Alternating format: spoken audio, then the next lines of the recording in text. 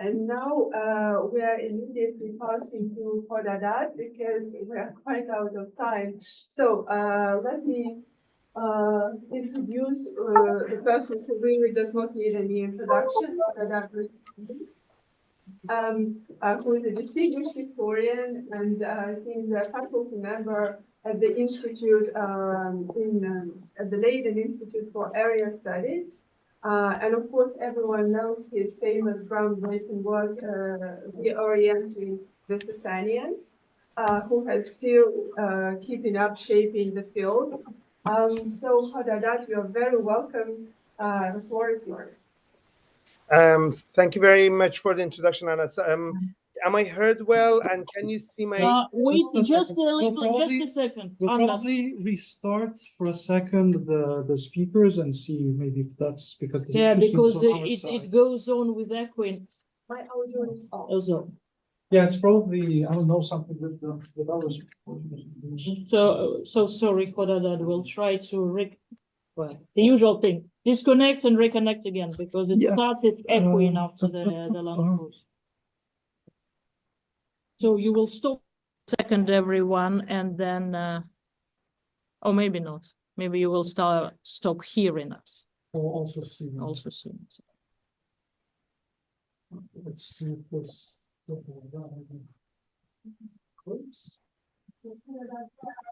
It's the same.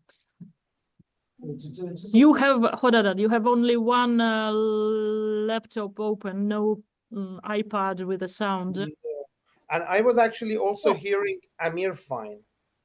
So it's us then, but I think it's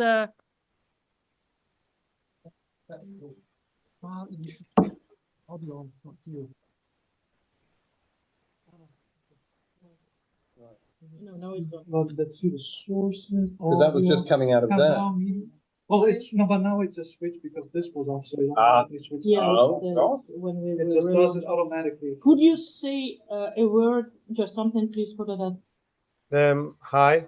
Is it okay? Perfect. Thank you. Sorry. All right, the old trick always works. But we are back. Okay, good. Do you see my presentation? Just so that you know, your presentation is not in the slide in the full screen mode, but we see your slide on the left. If it's fine for you, it's fine for us. You see it, right? Yes. Yes. Now you see full screen. Okay. First of all, not yet. Oh, you are not seeing it in full screen yet. We're seeing PowerPoint and not the. It's not in the presentation. Interesting, because I see it as full screen. You should. Maybe that's the matter of which screen you're sharing. You should probably share the whole screen and not just one application. Okay, let's do that. Let's do that. I stopped sharing. I will reshare the entire screen, which means that you probably will now see yourselves for a second. Yes. And then I shall go and start this. Does this work? Yes. Perfect. Fantastic. Okay. Thank you very much, first of all, for the introduction. Second, for Katrina for organizing this. Apologies also for not being physically in Lille. This was the plan. I was supposed to be there in person. Jeffrey was very much looking forward to seeing you again. Sorry to have missed the opportunity. Again, thank you for being here. And I hope my presentation, which would be a bit out of the sort of tone that has so far the conference has taken, since, as you know, I'm not an armenologist. This was sort of an excuse to be in Lille and actually just hang out with them. Bye. So excuse me for having sort of spoiled the entire occasion. I'm going to briefly, hopefully, talk about the situation that I've put on the title of the presentation, Ērān and Anērān, and the idea of how the center and periphery of the Sasanian Empire is doing in the late 4th and early 5th century. I'm only using this map in slight jest, in sort of taking a jab at this map, which keeps on popping up in everything that has to do with Rome, and goes 117, and you somehow don't see that one for the extent. So this map appears anywhere from the latest book about the Roman Empire to Encyclopedia Britannica article. Also, I guess that another reason for me to put this one up is the fact that it includes the entirety of the area that I want to talk about. So I think the burden of the fact that I might be among the few people who always talks about from inside the Sasanian Empire out. Because as we see, we often talk based on sources that are coming either sort of contemporary sources, but from outside, mostly the Roman side, and even if it is not completely Roman in the sense of Constantinopolitan, but rather from the Western territories of the Sasanians themselves, or the Eastern territories of the Romans, or later, if they are not contemporary, from the Islamic sources, again, mostly answer the questions regarding the Western part of the Roman Empire. And as everybody knows, I'm a bit obsessed with the East, and I shall go there again. But I think that having the entire map in mind sort of helps. I'm going to start with something that might be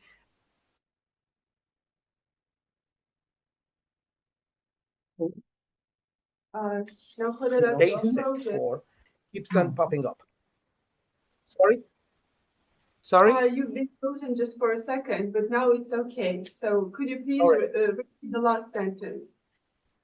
Yes, what I was saying is that I'm going to start with sort of an introduction to this concept of Ērān and Anērān, and then try to place the events of the late 4th, early 5th century in that context.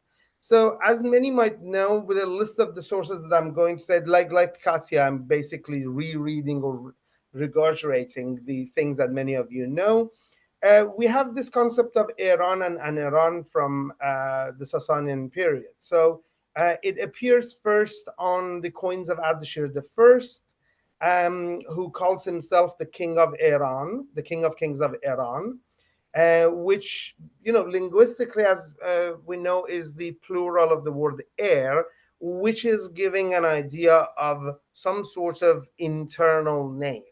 For the regions, for the empire that often gets referred to as Persia in the West. And then from Shapur I, particularly in his inscription in Kabe Zardusht, we have this concept of Anērān, where Anērān is actually pointed out as somewhere initially completely outside. So we have the word Anērān in reference to the regions that Shapur very clearly identifies outside Ērān Shah, outside the empire of Ērān, when he's describing the early campaigns against Gordianus, Philip the Arab, and then the campaign of Valerian, which is the cause for Shapur's inscription. And there is very clearly seeming to be demarcating a geographical setting. He actually names the city of Perus Shapur, what he called renames, keep on repeating that I have renamed Misike as Perus Shapur, as this idea of the borderland of Ērān Shah. And it seems to be that I found it very interesting that when he uses the names of the regions in this outside Ērān Shah, he uses the names from the Roman side, except the cities of Antioch and Edessa, which he calls with more sort of the Eastern Syrian names, such as Urha and Antioch, which seems to be an older or more localized Iranian form. So he has a clear idea of where Ērān and Anērān is. And of course, about a half a century later, the famous inscription of Khodadad in the same area just above Shapur's inscription also describes Ērān and Anērān.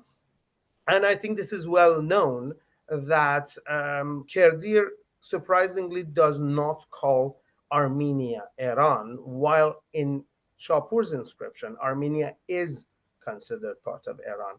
And what exactly is causing this differentiation between Armenia in one inscription and other, probably more than anything, has to do with Khodadad's religious outlook towards the world that he thinks he's ruling. I always go back to that geographical question that both Shapur and Khodadad are writing from within Persis. And the world that they are looking at is this southern world of Persis. This is when the Sasanians haven't quite entered the Mesopotamian world yet. I've argued before that really it's not before Narse, at the end of the third, beginning of the fourth century, Narse and Hormuz II, that Sasanians really entered Mesopotamia, the western end of their empire. So it is interesting how they think of this geography and what is Ērān and Anērān. For both of these concepts is obviously a cultural side to it and a geopolitical reality. And I think my concern, particularly here, is when this cultural identity starts being geopolitical and becoming more of a reality in the Sasanian Empire. So during the course of the, I have made a mess of my maps, but that's okay. So my slide, but that's okay. The place where I think this idea of geography matching reality comes in is during the course of the 4th and 5th century. In the 4th century, we have a series of changes that I think is occasioning the moment that we are arriving at in the early 5th century in 420s, under particularly Yazgir I and his son Bahram V, who gets this reputation of being a particularly, Yazgir in Western sources has this reputation of being friendlier to Christians, although at the end we have this narrative, very, very limited evidence for it, but this narrative of persecutions that was mentioned several times today. But under Bahram, we have this more hostile attitude towards Christians particularly, but this also more forming the idea of geopolitics out of this cultural idea of Ērān and Anērān. And I think here both Armenia and the region that I want to go to in the east become important in situating this Ērān Shahr, which under Shapur I, I think is more of a idea that becomes clearer the further west you go, and the further east you are is more unclear. And more during the 4th and 5th century, it becomes a reality. It becomes an actual empire with an actual borders, and very much identifies itself as a empire of Ērān Shahr outside Anērān, which then the idea of the Turan and Harom comes in. And I think this is really where we are going. So to start with, and then walk our way back, Bahram V really is the main character that comes in. And in this particular episode of 421, 422, creates or continues a conflict with Rome in this region of Persia Armenia, which ends up in really ending the old setting. So one of the things that happens is that this old idea of Armenia's placement within the Iranian Empire, I think, really comes to head. They actually have to deal with it. And I see 420, 421, 422 as Sasanians really having to come to terms with this idea of what is Armenia next to them. Alison Vaca has very interestingly written about the idea of Armenia of itself within the Iranian world. She has a wonderful article on Bahr Shahristan where she argues for the understanding of the Arshakuni sort of Armenia of itself of being a continuation of the older Arsacid Parthian Empire, and thinking of Bahl, which is where I'm going, thinking of Bactria as the main center of this Arsacid world, which then they are inheriting and are representing. But this world is coming to an end. Sasanians are finally coming to establish themselves, I think, in this world and challenge ideas such as the idea of Armenians and the continuity of the Arshakunis. Bahram is known as, in the later Islamic sources, as a leisurely king. He is very much associated with things such as hunting and, bazm, the Persian concept of bazm, which always, by the way, follows razm, the Persian concept of war, and it's always followed by this feasting, this having a perfect man, a perfect king seems to be the person who can do the war and can do the feasting, basically heavy drinking and heavy fighting at the same time. And he very much embodies this idea in the Iranian world, and its memory remains in things such as this piece of art, which shows him doing the leisurely thing of hunting, but also being very manly as well. But he generally gets this discount of being sort of more of the feasting type. And it's interesting that when you go to the Iranian sources, he then uses this, seems like the way it is described, he uses this reputation of a feasting, of a leisurely king, as a way, as a ploy to remove adversaries and to get into the war mode without raising suspicion.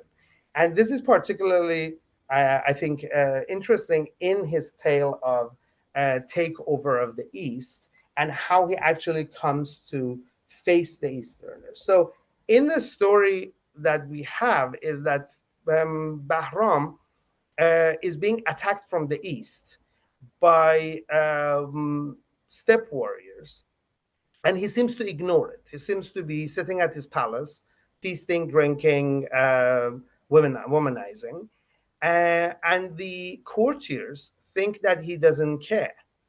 And the story that is repeated in many sources, including Tabari, but as usual, Ferdowsi is a very interesting source for this. It tells us that he has a huge army gathering outside the capital, and he has a big feast in the capital in which he invites all the courtiers, and they start drinking. And then all of a sudden, he and a few of his close retainers get up and leave under the pretense of going for a hunt. So a last minute decision for a hunt.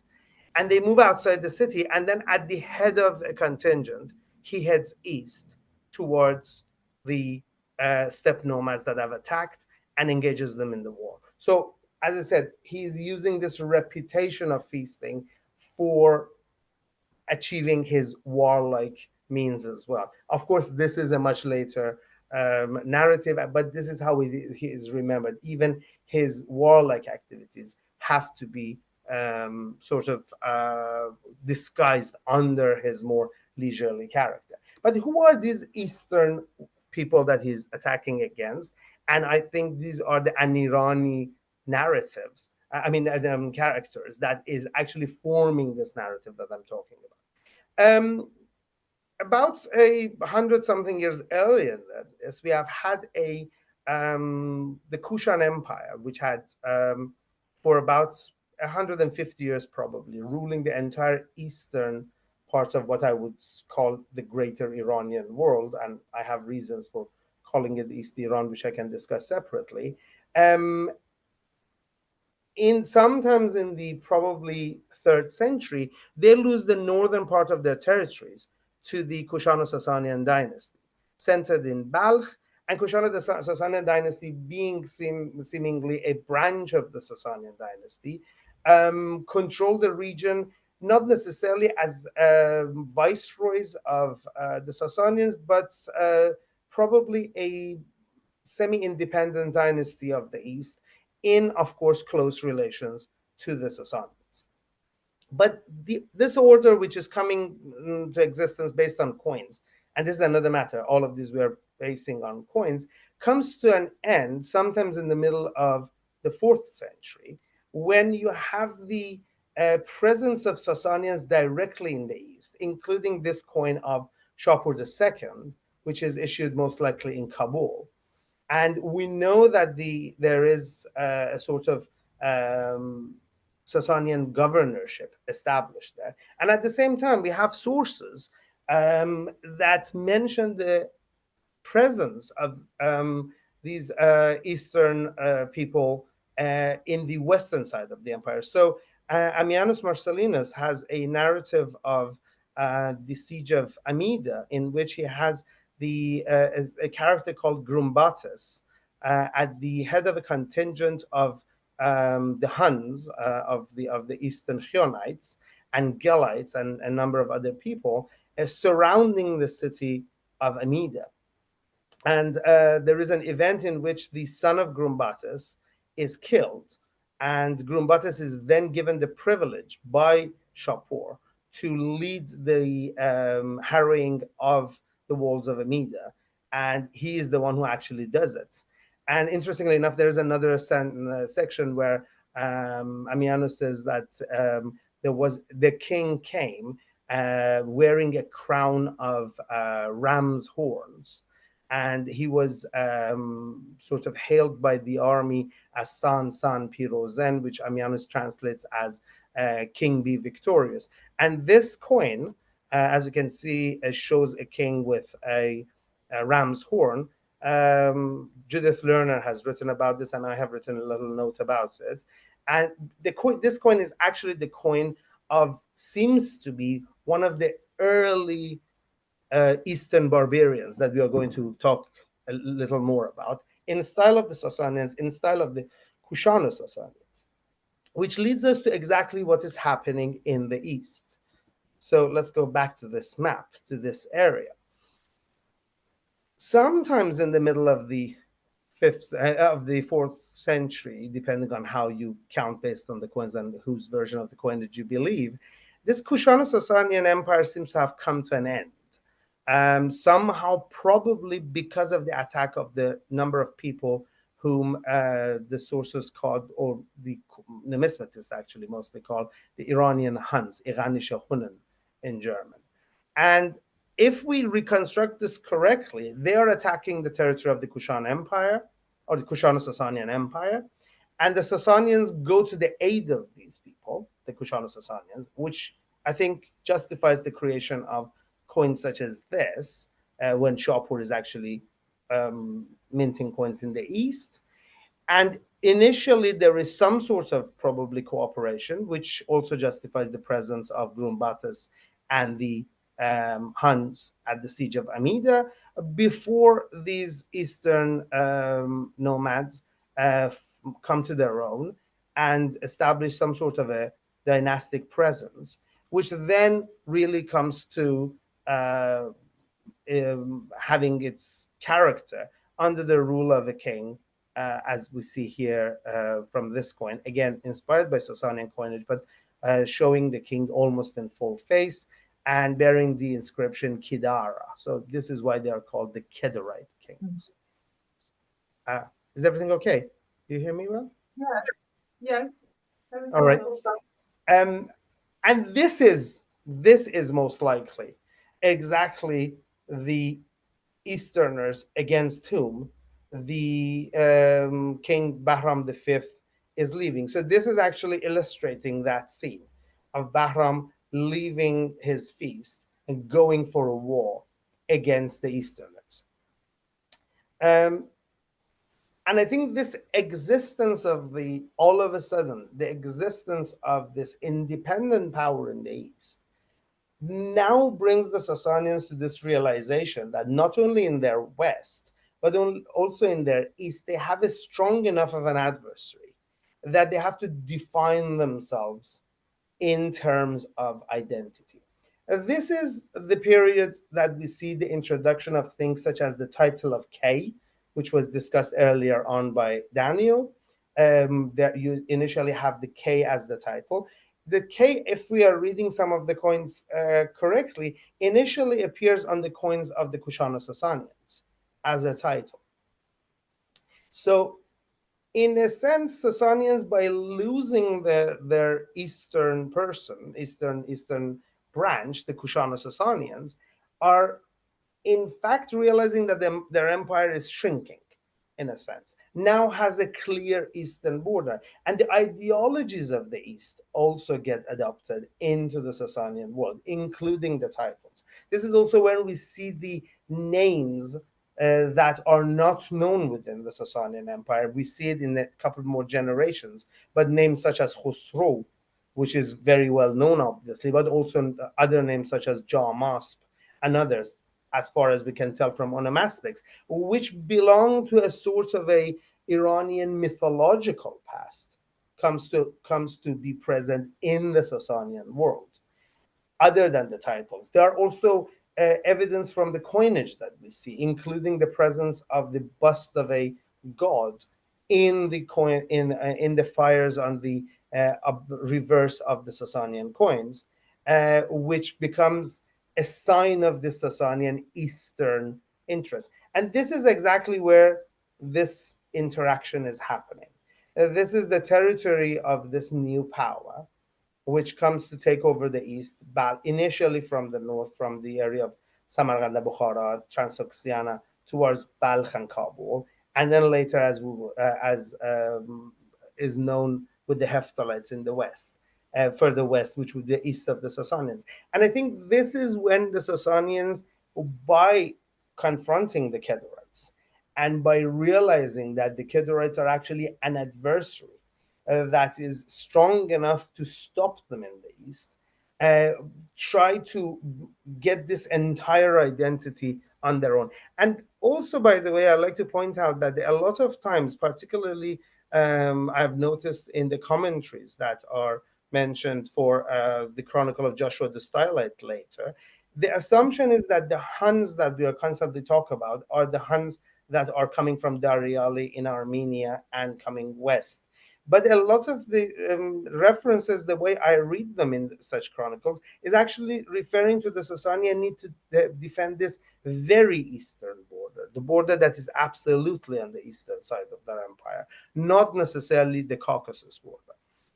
So I like to argue here that the confrontation with the East makes the idea of Ērān and Anērān, which initially for the Sasanians is mainly formed in the West and in confrontation with the Romans, and then in religious sort of confrontation with the Armenians, really becomes a real thing that defines the empire as a whole when they confront their Eastern enemies, exactly as a background and also a parallel conflict with with what is happening for 421, 422. So I guess my entire presentation was to bring attention to the fact that 421, 422 is happening in a larger Sasanian context as well, a context of an Eastern conflict, which I would argue is even a more important conflict for the Sasanians than what is happening in Armenia and the West. Thank you very much for your fascinating presentation.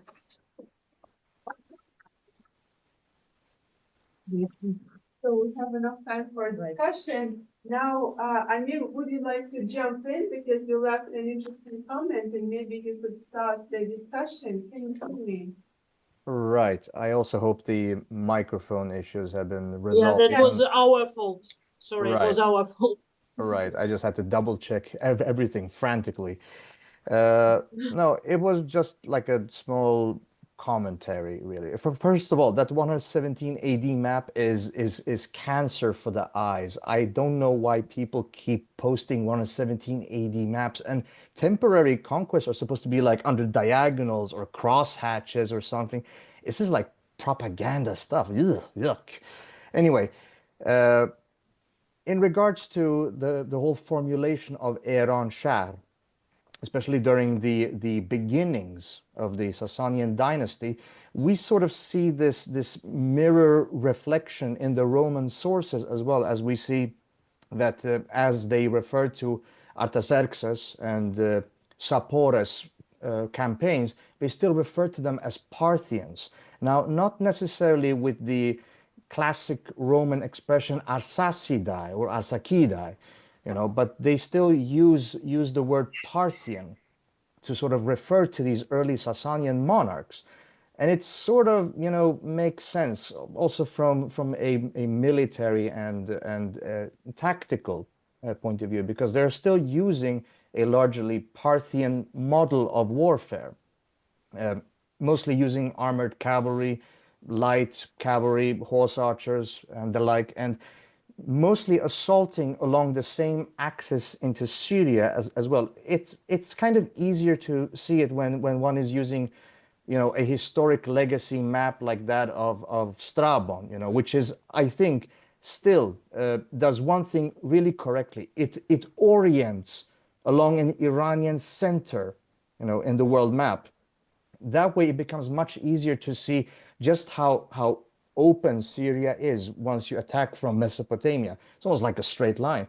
Whereas if you look at things from like a Roman, you know, like a Mediterranean map, it becomes really awkward, you know. So I think a lot of this really also comes down to the orientation of the map, that once we actually have cartography that is correctly centered from an Iranian center, an Iranian plateau center, mind you, it becomes much easier to see this earlier sort of strategy vis-a-vis the Sasanians and Syria, and sometimes the Armenian route.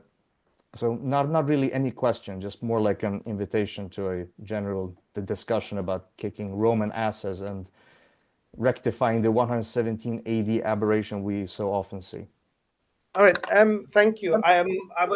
I was hoping that you would like the maps, because I also make maps on my spare time, and I made many of the maps. Thanks, Eve. Eve is again liking my maps. Thanks very much, for kind of you. But on your commentary of Parthia, I think this is the issue. The matter is how to name the empire, right? The Roman Empire is very clearly an empire named after a city, and it has a consistent name. The Iranian Empire, I guess, this issue of Ērān and Ērān is exactly there. What do you call it?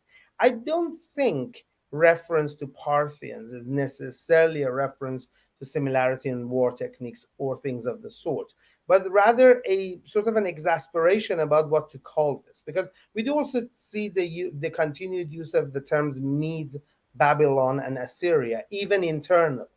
And you have to say that you have to notice that Sasanians themselves called the Mesopotamia Asuristan, the land of Assyria, and the Jewish population keeps on referring to the land as Babylonia, the particularly southern part. So I don't think it's a matter of really structure of continuity, although I don't deny the continuity of the structure of the Sasanian Empire until Shapur II in a Parthian manner, recognized in a Parthian manner. But I think the reason Roman historians keep on referring to it as Parthian and Parthia is because, like Persia, they're using the name as a collective for the empire. There would be an argument of how much they're recognizing the ancient Persian Achaemenid Empire. I don't think the Sasanians themselves necessarily looked at it in any way. But this is why I think this Ērān Shahr is particularly important, because it is the name they are calling their own empire, and they're very clearly demarcating it from Anērān. Except the sticky issues such as Armenia, where you put it, they're very clear about where it is. They name things such as on the border, on the frontiers of Ērān Shahr. The city of Zogma seems to be for them the frontier, an area on the frontier. Theodosiopolis seems to be on the frontier. So I think getting this idea of Ērān Shahr and the Ērān and Anērān clear, which I didn't do very necessarily clearly here, but I meant to be really presenting to an audience who already is familiar with the discussions. I think it is important there, and I wish that we had any Roman reflection of this term Ērān Shahr or Ērān and Anērān, but this seems to have been a concept that clearly stays inside, and interestingly enough, Persia becomes quite widespread. I always found it very interesting that the Chinese sources also refer to this region as Bosi, so Persia, a word that comes from Persia. So the word Iran seems to just never get out of the inside of the culture and become anything but an end. We do have some indication for the contrary, but it is from the Greek cartographic point of view, especially when we look at some of the mapping of Eratosthenes and from Strabo. we have this very curious, first a provincial marker called area or area. No, but that has nothing to do with it. That is referring. But wait. There's also a bigger demarcation that is called Ariana, which also plays into Ērān shaft when you look at the Parthian rendering of the same inscriptions. I'm not going to say that there is something definitely there, but yeah. In order not to monopolize, let's move on to something else. I just want to point out that that is actually a Greek inability to say the initial aspirated sound Hariana, but it is different. Anyway, thank you very much. Now we have two more questions from Daniel and from Jeffrey. Daniel, go on. Yes, so thank you. I absolutely agree with you on the focus. So, am I muted? Am I audible? It's you. Okay. It's here, so and just speak up. Yeah. Yes, I absolutely agree with you on the focus, sort of the over-focus on Armenia as a Western border. And I think it's often more valuable to look at the Armenians as troops in the east and the way they're used as cavalry units. My question is maybe a bit unrelated to this. So you mentioned early on the transition from the early coins to the later Kayanian coins. And one thing that comes up in this is this very long early inscriptions where they talk about themselves being of the likeness of the gods. And I was wondering, have you come across anything about the logic behind this, what they're trying to do with it, and in terms of political authority, and why it goes away before you get the Kayanian structures? You mean why the idea of the from the lineage of the gods goes away, and what that means? You mean that one or the Kayanic thing? I didn't quite get the lineage of the gods, what they're initially trying to do with it, and why it goes away. Well, to be quite honest, I don't have an expertise in this. Rahim Shaigan wrote a very interesting article quite a few years back in the, if I'm not wrong, in the Festschrift for Hans-Peter Schmidt, if I'm not wrong. This sort of giving an idea of what is happening between the period of the lineage of the gods to the period of the Kayanid titulature, and then later. I would say that, okay, let me give you what I believe in the best explanation for this concept of Ērān and Ērān Shahr is. I think it is an understanding of one's own history. It has to do with Sasanian historiography. I think the history that we recognize in the Avestan sources of the so-called Pishtadis and Kayanis and thing, which gets reflection much later in the Shahnameh, is this sort of an accepted origin history of Iranians, right? So the heir is defined as somebody who believes that history. So as long as you believe that narrative of history, you are part of the heir setting, and you consider yourself part of this world, and you accept the authority of that world. As soon as you stop believing in that history, which I think exactly what's happening to Armenians, when they stop believing in that history. So that conversion under Mehnarse to Zoroastrianism, I would say that, well, before Christianity, Armenians belonged or didn't quite belong in the idea of maybe Kerdir to that collective identity building history. And I think that is when the Sasanian, when they refer to the sort of lineage of the gods, or the face of the gods, or the prosopos, whatever you want to call it, of the gods, that's where they're claiming authority from that particular history. I think when the Kayanid identity comes in is when the Sasanians are now really physically placing themselves within that history, calling themselves the Kays, using the names such as Kay Khosrow, which places them in even an apocalyptic sense as the people who are rescuing that world, or bringing physicality to that memory of a past, of a continuous past So if we are going to change anything, I guess not that they're becoming more terrestrial, but rather that they are not claiming that they are ruling over a mythical territory anymore, that they realize that they rule over a physical one. Okay, thank you for that. That's Yes, and we have a question from Jeffrey. Yes, and I know time is running out. It's very nice to see you, Khodadad. I'm sorry you're not here, but thank you for a very interesting paper.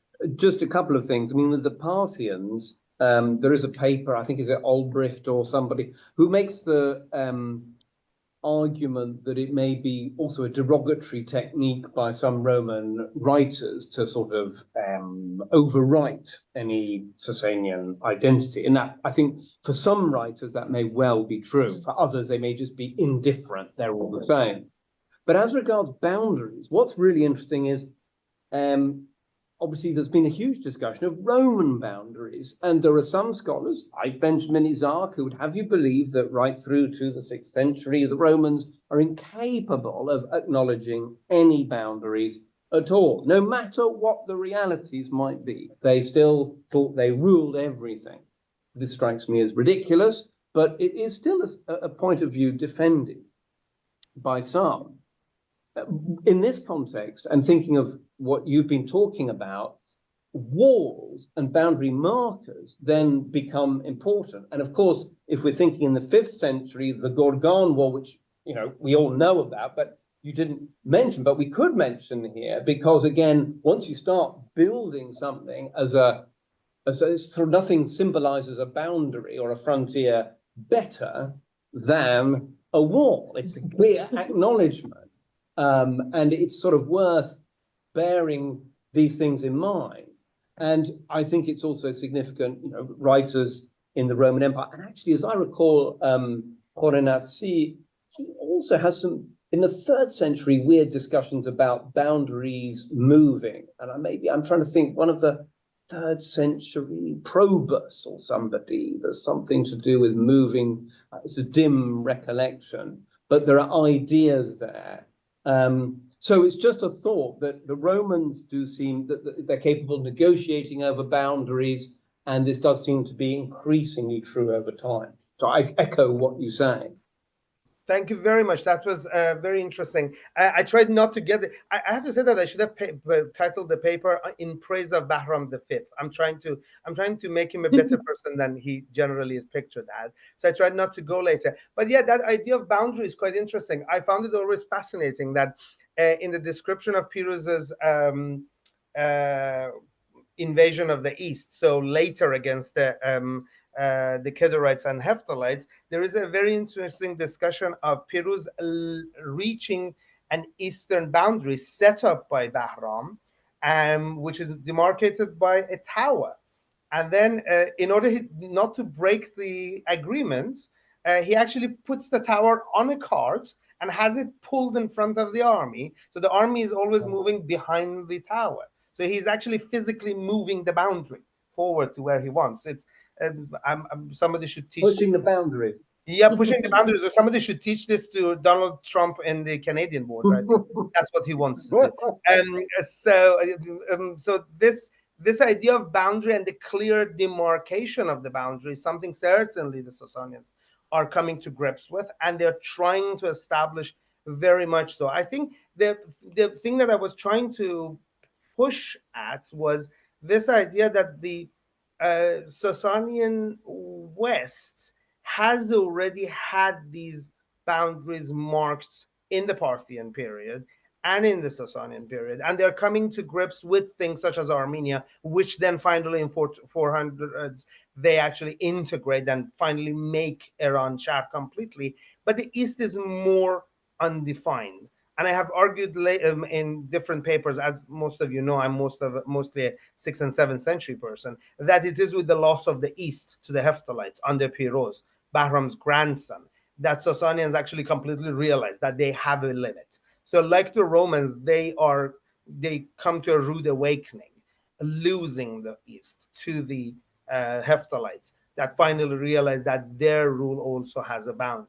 So yes, thank you very much. I wanted to quickly talk about, first of all, Dr. Broom, very kind of you, and I would love to share maps. Like Amir, I would love to share maps. Generally, I sit down and make maps. I have made a lot. If anybody needs them, email me. I would like to share them. On Dr. Skupniewicz's comment, Patrick, thank you very much. It is frightening, close, fearsome question that what are the Parthians? Yes, and what are the Persians? I think we do also have this problem that from the 19th century, mostly European historians started differentiating between this, the first Persian Empire, the second Persian Empire, and then the unwanted Parthians, apparently, which end up ruling actually the most, 480 years in the middle. So this conceptualization of Persian, Parthian, and Ērān Shah is something that I am constantly dealing with. And exactly when do you start marking the end of the Parthian Empire is really the death of Arsacid's king, really the end of the whole thing. But of course, you are right, as I mentioned as well. They keep on using older names, Scythians for gods, and so on and so forth. I see other questions. If there's, I don't see any people's hands up. So if there's anything else. That's no questions. There are just a lot of thanks. And indeed, thank you very much, Khodadad, for this very engaging and rich discussion. And also thanks the audience, both virtually and in situ here. So wonderful. Now we, I think, can come to the close of this section.